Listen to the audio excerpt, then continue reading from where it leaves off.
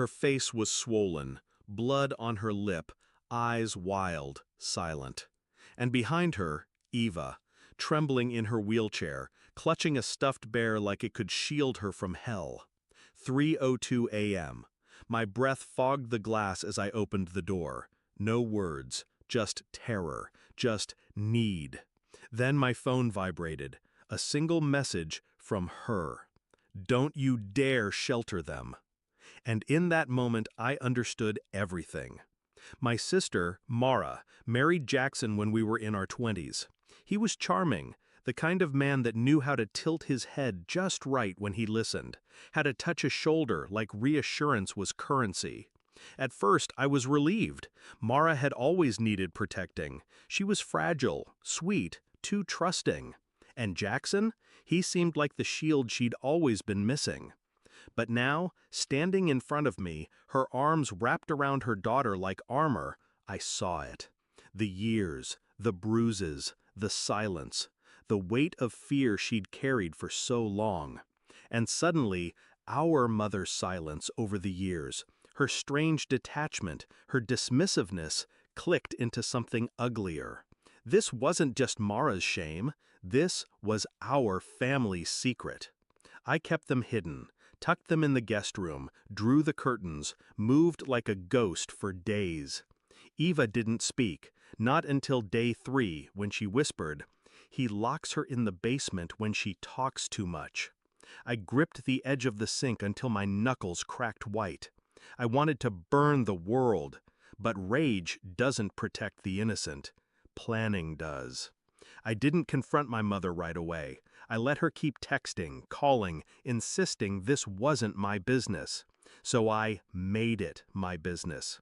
I started with photos, quiet ones, the bruises, the scars. I documented everything Mara allowed. I contacted a friend, one of those women who worked in the shadows, domestic abuse lawyer, silent warrior. We filed, secretly, quietly, relentlessly.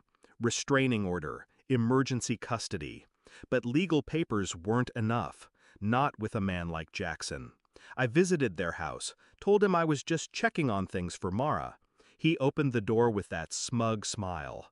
"How's my little runaway doing?" I smiled back. "Healing." He laughed, called her dramatic, said she'd always had episodes.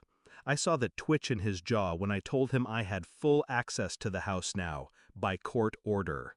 That night, I broke the deadbolt and went down into the basement. Found a latch hidden behind a false wall, and there it was, the room.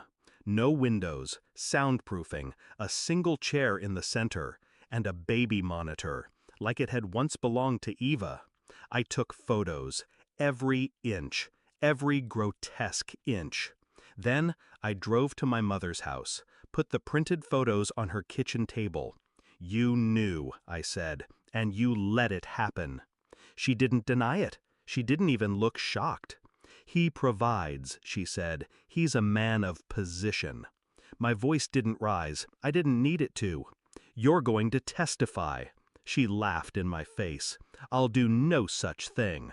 So I pulled out her letters, the ones she used to send Mara when she was pregnant, the ones where she warned her not to provoke Jackson. I'd taken them from the attic during a holiday visit years ago, back when I thought they were just controlling, not confessional. Now, they were leverage. Court moved fast after that. The judge saw the photos, the basement, the bruises.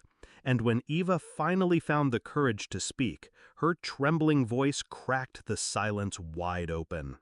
Jackson lost everything: custody, status, power. And when they cuffed him in the courtroom, he turned to me and hissed, "This was you." I didn't flinch. I just looked him in the eye and said, "She's not alone anymore." But that wasn't the end. See, monsters like Jackson don't disappear quietly. He had friends, connections, a network of cowards in suits and golf clubs. So I exposed them. I sent anonymous packages, photos, transcripts, names, to wives, employers, churches.